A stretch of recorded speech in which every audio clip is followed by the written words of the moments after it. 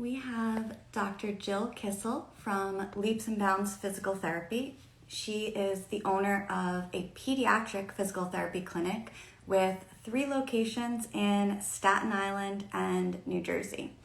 So we have North Shore, Staten Island, South Shore, Staten Island, and Holmdel, New Jersey. And as moderator, I would like to... So Jill, click on request to join. So let me...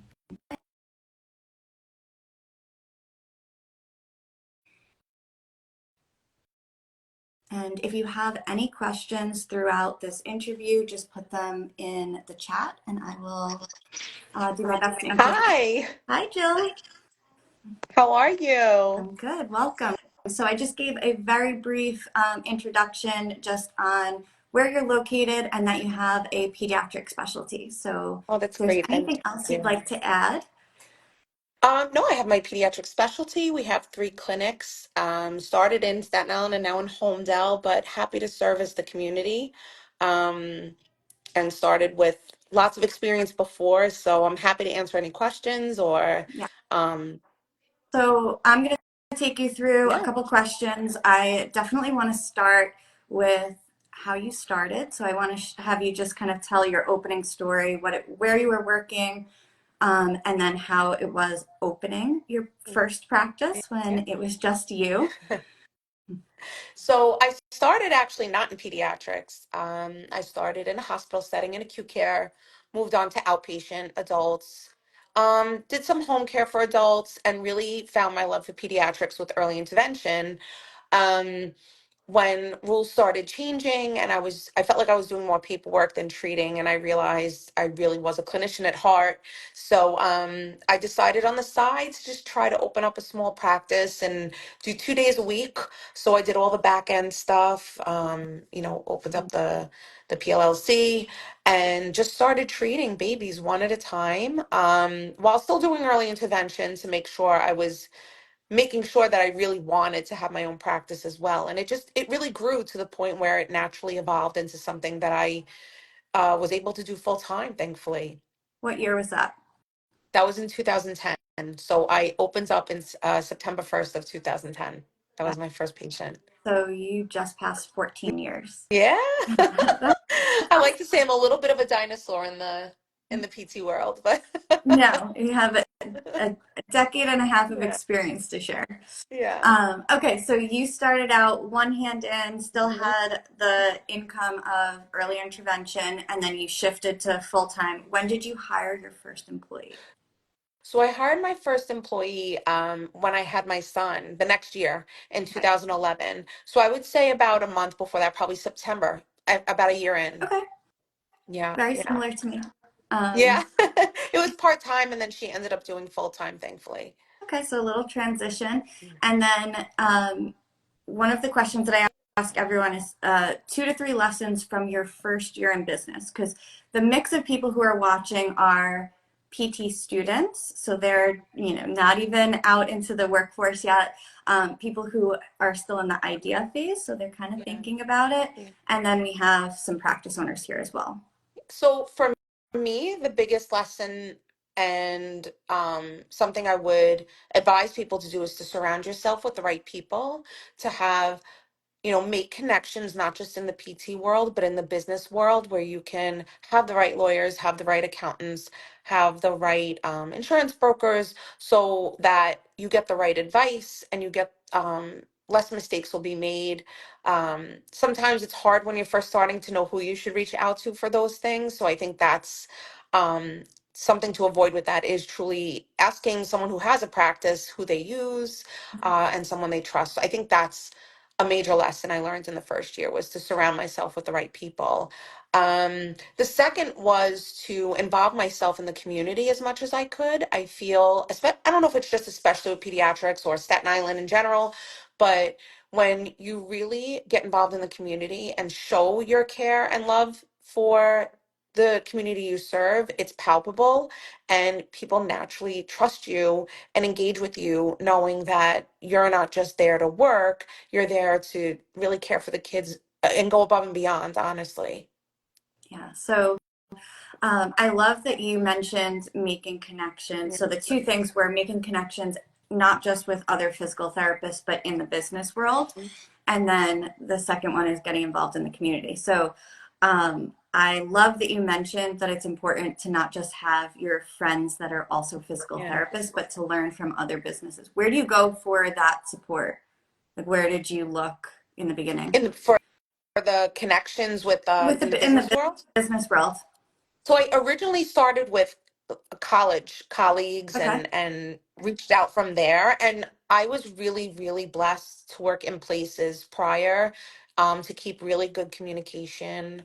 Even when I left, I maintained really great relationships with the people I worked with and that were in leadership roles, and then really guided me. I think having some humility as a practice owner is really important, and to know you don't know everything, and that's okay. And if you truly genuinely have good relationships with people, most people want to help you and at least help guide you the right way to help you be successful. So Yeah, yeah. absolutely. Kind of not being afraid to ask for not, help. not being afraid to ask, that's a huge, huge barrier, I think, to break if you can. Right, because a lot of people feel like in the beginning, we kind of have this imposter syndrome. Yeah. We want everything to look Right. perfect. So, knowing that anyone who's a step ahead of you is not ever going to make you feel bad about not knowing something.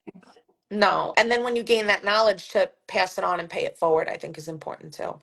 Yes.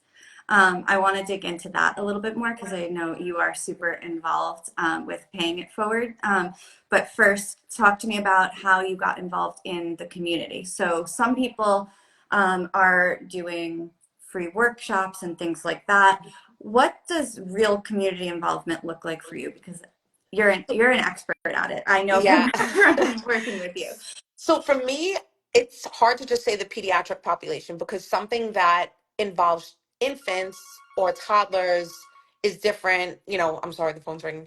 You're in the office. Or even older children, teenagers is very different. So I try to, and having my own children helps. So having my own children, being involved in their activities and seeing what kids enjoy to do, understanding that kids have different interests. So just even emailing, reaching out to people that own businesses that have music or art, even if you don't directly work with each other, just being able to help a child engage in something they enjoy is how I really went about it. I took my child, for instance, to music classes with Miss Kelly, at Music Together on Staten Island. Big shout out.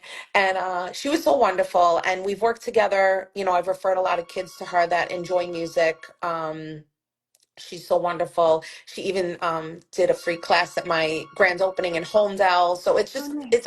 it all comes back when you make those Right. genuine connections and um, really Yeah. involve yourself. It's important, I think, to live and be around in the community, at least in the beginning, with what you're doing, and live it. So I live it through my kids, thankfully. Yes. So leading with what connections can I set up that the kids would enjoy versus I think sometimes when we're thinking about it from the business lens, Hmm. that sentiment can get lost when we're like, okay, what's going to be the best return for Right, my time? But right. really looking at it from how can I create resources for the kids that are going to come to me to be able to have fun and be involved in that. Right. Yeah. With children, especially, I always say it's like a big puzzle. So a child doesn't just come to PT, they go to school, they do all these classes. So when you involve and surround yourself with good people that own good businesses and have good resources, you're never going to go wrong. And I feel like being able, it's not just important to treat that child for your service, but to be able to give them other resources that will treat them as a whole. Right. And you did the research Yeah. for them to be able to connect them to the right Yeah. people. Okay. So that was lessons for your first year, kind of just starting out. Now talk us through, because there's a big gap between that and Yeah. opening a third location. Yeah. So talk us through kind of what you learned shifting to opening the second location. And as the owner, you can't be present in multiple places at once. So, what did that look like, and how did you decide to open North Shore? So I opened I originally had one practice and I was ready to move it just to a different location. Um, for those of you that don't know, on Staten Island, a lot of times we segregate it into North Shore and South Shore just because it's longer than it is wider. So my practice was very mid-island, and now I was moving South Shore. And I felt inherently that I was abandoning a lot of my North Shore patients because traffic on Staten Island can be a nightmare. So so I was very, very lucky to find an amazing landlord on the North Shore that allowed me to open up a very small office that grew, and I eventually moved out of that one in the same building Mhm. um, to be able to service Staten Island the way I really wanted to without making anything harder for parents that I felt I was doing if I just moved all the way south. Um, and then Holmdel happens because people were coming from Jersey to my South Shore clinic. So I felt horrible Yeah. that they were paying a toll and gas to come to service their child when it should be provided closer to them. So that's honestly, I kind of, like I said, it's kind of a train that Is I just solid. chase a little bit. Yeah. Hmm. Yeah. But I'm sorry. How far apart are each of the locations? If we just say without traffic on a good day, On a how good far day. apart? Yeah. So I timed South Shore to Holmdel, Mhm. and it's 17 minutes door to door. Oh, that's actually a lot It's a closer than I lot realized. As a closer. Long Islander, I didn't realize it was Yes. that So close. if you take the parkway and it's a quick shoot down and it's right off the parkway, it's only 17 minutes away, but it Okay. services a whole different community. Yeah. And then North Shore and South Shore are even closer. I wouldn't even say they're not even 5 miles apart, but because of traffic, it can Mhm. feel like 30 to 40. Yeah. So, like I said, I couldn't abandon them. And a lot of my patients had come from the northern ends of Staten Island. I didn't want to do that to them. Yeah. So I kind of jumped. So lessons in opening that second location. What did you Okay. learn that maybe made it easier to move? Because I know you moved like down Yeah. the hall to your base. And Yeah. what did you learn from that that allowed you to open the third location? So having processes that people can replicate and follow reliably so that there's not always the same questions over and over, which would waste time. Mm-hmm. I also feel what shifted a lot when I opened up my third was restructuring leadership. Mm-hmm. I like to look at leadership as circular rather than like a triangle leading downward. So it's funny. My regional director and I were just talking about having a hierarchy of who responds to who and who, Mm-hmm. reports to who, which is hard because we kind of try to make it here that you don't feel like there's someone technically above you because we all play different roles. Mm-hmm. But it is necessary administrative wise to have that. And I did The that, touch points, right. right? But not the power Right, dynamic. not the The power power dynamic is dynamic. like this. So Yeah. I'm very blessed to inherently have amazing employees that I was able to promote into these positions and just restructure it the way that works for me and leaps and bounds.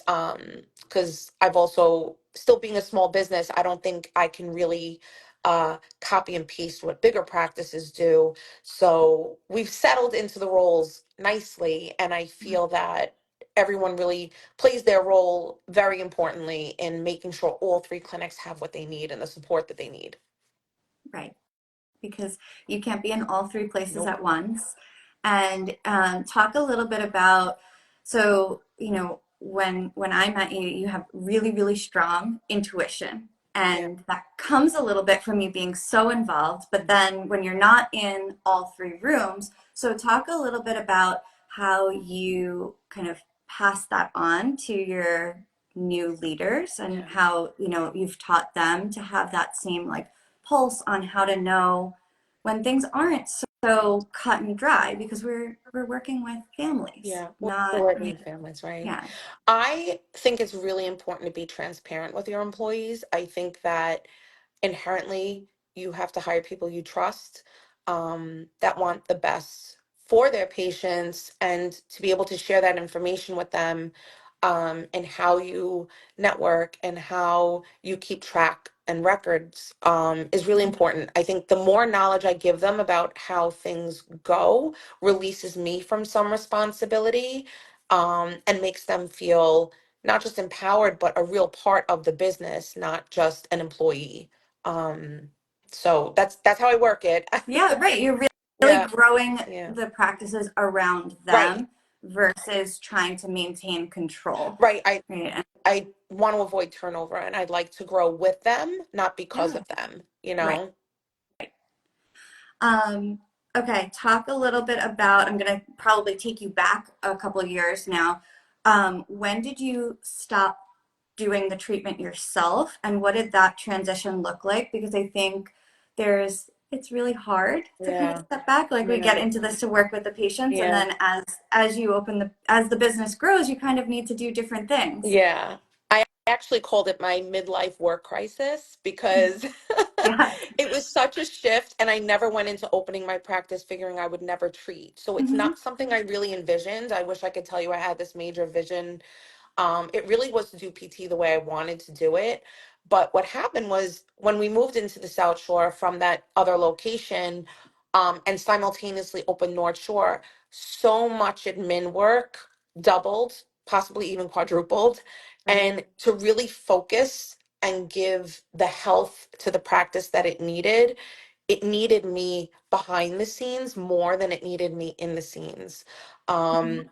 I miss treating so much, and it's hard to do even part-time at this point because there's so much work to do, as I'm sure most practice owners understand, especially multi-practice owners. It you start to lose focus on what you need to do. So for me, actually right now, the way I look at it is for me to give the kids the best care that leaps and bounds can give. This is my role now. So it inherently happened because it was just so busy. And I kept saying, I'll open up hours in another couple of weeks. I'll open up, and I just couldn't. And I didn't really face that fact for probably a full year. But Yeah, it's a really hard transition. yeah. Yeah, it wasn't really a plan. It was just, again, the train I'm Mhm. chasing. It just became the need that I realized, in the pulse of, feeling what the practice needed, and how it was growing. It really needed me more as an admin role. But Mhm. I do miss it. Yeah. I miss Um, it. and that's something that I usually ask is what's something that you didn't realize you'd be doing until you were in it. Yeah. But Yeah. I think that's for me, that's something that I didn't realize was okay, my role is going to shift from taking care of my patients, taking care of my team so that they can take care Right. of the patients. Right. And that's what it is. You really need to make sure your team, I feel PT, there's a lot of burnout in Hmm. any specialty. So it's a very physical job. It's emotionally tolling. Um, it really, after years of it, you do start to wonder, how long can I be clinical? How long can I have a clinical role? So um, I think it's really important that now I think there's more talk about mental health Hmm. and work-life balance, that as owners we recognize that, and that shift was a was a positive one for my practice, I thought. Yeah. Yeah. But yeah, I had no idea I'd be my own assistant essentially. Right. That's what it feels I like. I always say when I finally got my PT license, I was like, I never have to answer a phone again. And I was Oh. like, jokes on me. That's what I do now. um, talk about how so mindset in two ways. I want to know first, how do you balance out the clinical part with your team? So I know you do a lot of really fun con ed days and you bring in guest experts and things like that. So talk a little bit about that because I don't know that newer businesses think about that Yeah. aspect for the team. Yeah. I think we go into PT with a thirst of knowledge, wanting to help people. So I think tapping into that is really important, even for admin staff. So Yep, I close the office absolutely. once a year, and we do an admin day. I used to do it once a month, but with the three practices, it just got too hard to coordinate the three offices. So we decided one day, it's planned ahead. In the beginning of next year or the end of this year, I'll plan the day next year. I Hmm. line up three or four speakers that can offer us knowledge or team building. We meet at one of the practices. We're going to share offices. So next year might be Holmdel. And I think it's really important to take that break and show you appreciate them and show that you are aware that they want to grow as practitioners, not just work, Hmm. and invest in that. And I think, I hope they appreciate that, I really do value continuing ed, and even though they don't get credits for it, that I really value making the connections in the community and teaching us how to refer and help the kids in other ways that we can't, that are out of our scope. Right. So I do that. I like to do team building as well. I think that's really important. We always do a holiday party, but I'm really trying to add in a couple of days, because what I miss too with having one clinic is we were all together, Right. and now, And now you're not passing each other. So right, how do you keep that small family connection when they're right, spread out? right. How do you grow but feel like a family? Hmm. So I think those are really important things to factor in. Doing events together, doing we take walks. We try to do them in the warmer months. I think we're going to take a break for December, January, Yeah. February.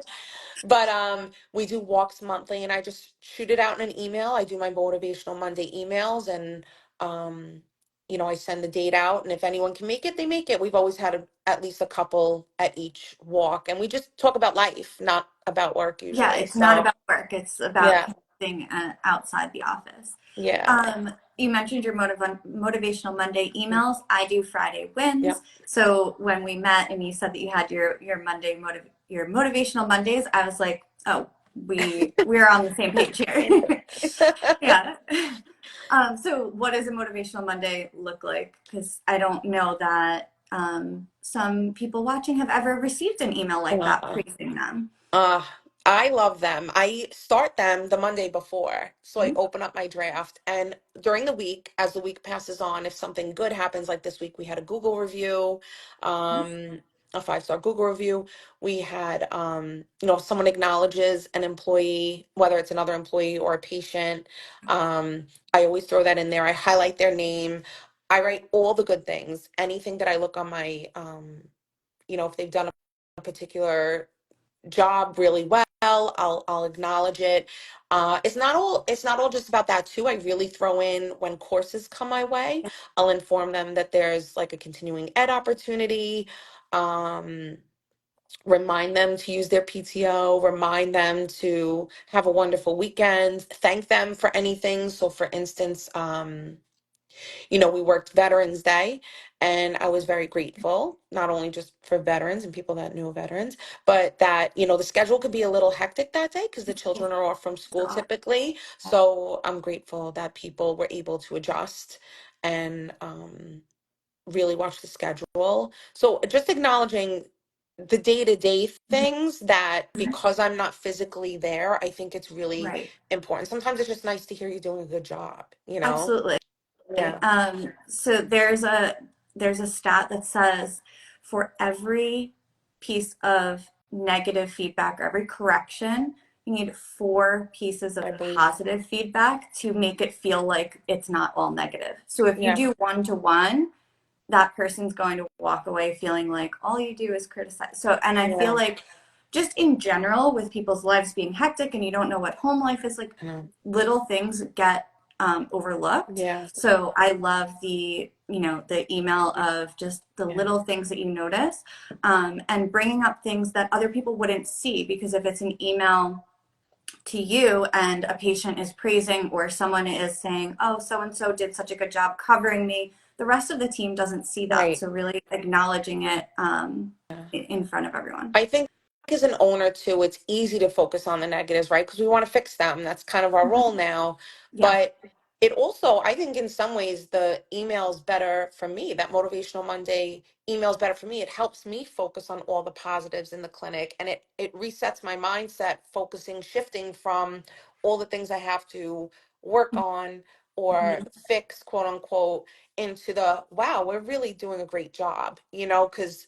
because my role is to deal with the It's to deal with the problems, problems. that Yeah. it reshifts my mindset, which is why I like it on Monday. It kind of gives me a fresh start. Yeah. Maybe I should switch mine to Monday. Yeah, and then I add the events we did over the weekend, like the walks, and I'll Hmm. send pictures of us at the walk. So it's, I love you know, that. it's a fun way to make everyone feel, I hope, that they're invested in, because I feel like I really want to invest in them as people Right. and their Right. individual interests. Right. And that's why it's important to highlight that one day that you do. It's not for continuing education credits. Like there's continuing Con Ed that happens throughout the year, but this is really personal development and team Yeah. building on one day. Okay, good transition into what do you do for your own mindset? How do you take care of yourself Yeah. with the stress of growing the practice? That is a work in progress, Oh, but I have focused on taking walks during the week in the morning early. I'll drop my kids off and walk, even if it's just for a half hour. mhm. I try to schedule that with a friend or on a phone call, so that way I'm connecting with somebody too that I might not be able to connect with during the day or during the week. Um, I've learned, actually even fairly recently, to really try to shut off on the weekends. We don't have weekend hours, so no quote unquote emergencies pop up. And dealing with things through Friday so that I can really focusing more, trying to end mostly Thursday, and then Friday dealing with the extras, Okay. um, and shutting off so that way Monday I start fresh again, because I found myself just always working, and I needed to take that break to really be present for my kids and my family.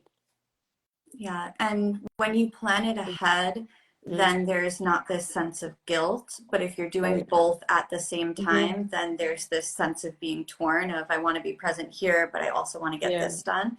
Yeah. Okay. Like I took a phone call last night at 5, which, you know, probably could have waited till today, but I wanted to address it so that way today I could focus on this and the emails and Mhm. stuff that I needed to get to in the morning, and then have a clear head for Monday. So it's definitely takes some managing, some time management, but I try to schedule it in my app, my calendar, so that I'm aware Mhm. of what I'm doing too. So I know I'm like, I went to 2 Yes. events last night to network and meet people. So it was, it all worked out with the timing to pick up my daughter. But if I do those Mhm. things during the week, I can really invest in the weekend for And myself. then be present Hmm. in the weekend.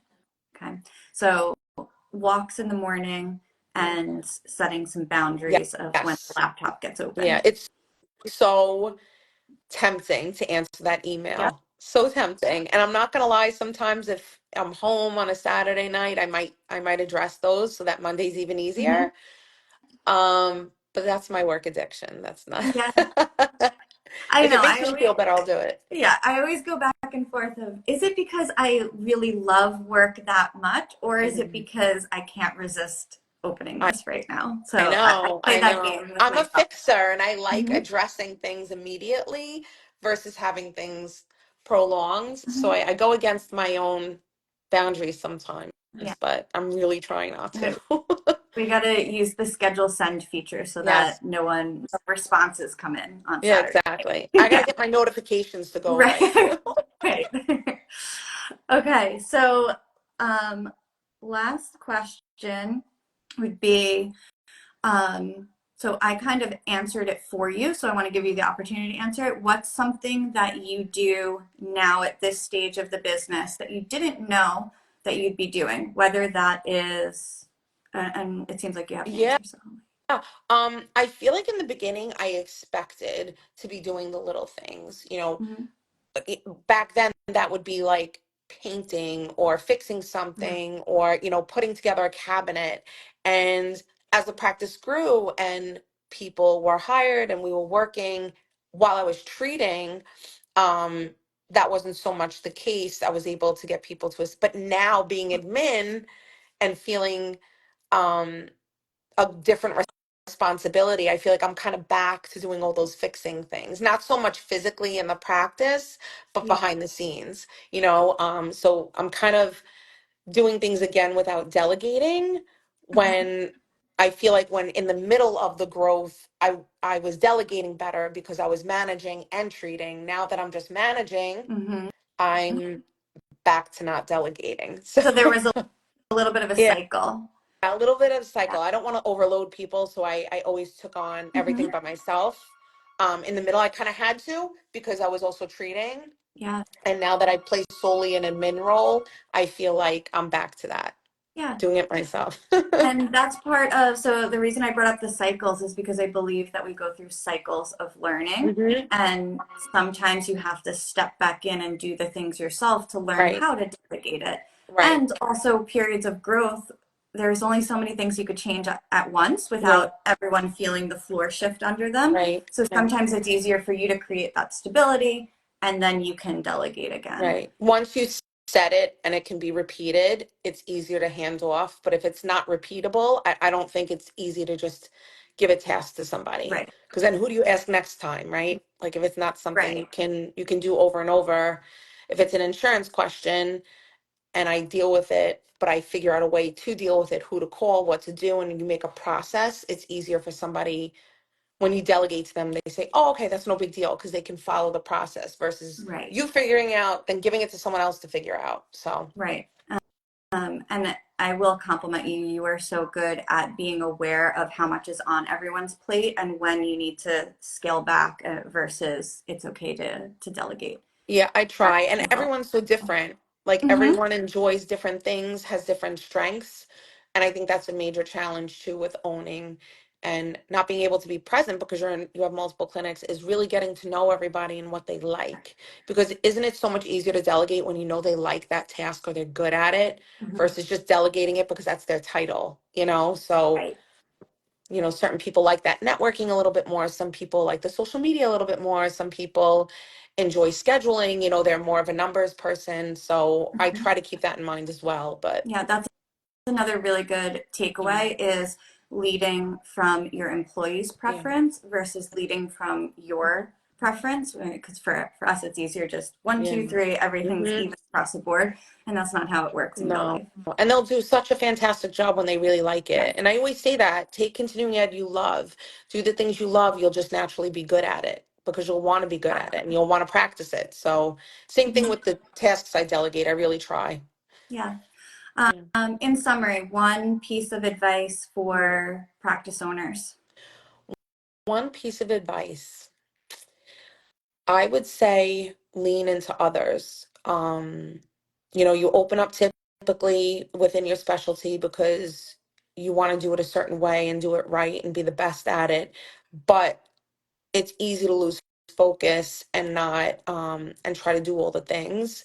I think it's really important to lean into people you trust and delegate and find the right, like I said, find the right support because Mhm. you quickly get consumed with treating um, as your business grows. And Right. in order to not let the admin stuff fall to the wayside, you end up doing that later. So all of a sudden, your work week looks busier than when you didn't have a practice. Yes. And it's easy to say, oh, it was so great when I just went home with the paycheck and didn't have to worry. But leaning into people that could either be a professional resource or your employees is super important, and I think to do that from the beginning is probably easier than shifting that mindset later on. Yeah, that's a great way to round out the conversation from where we started. Yeah, And really, this is about finding mentors, getting involved in the community, and really developing strong relationships with the people that choose to work with right, you on your team. right, I love right. Like for me, I it. lean into my kids, and I do pediatrics. Mhm. So if you do sports, get involved in Yeah. your local Orange Theory or whatever is local to you. Mhm. Well, thank you, Jill. I really Thanks, appreciate you Stephanie. taking the time, and I'm happy that we got to highlight what you're doing behind the scenes No, at always thank you for Balance. all your help. Yeah, you're welcome. Have a good rest of your You too, day. Bye. Stephanie. Bye.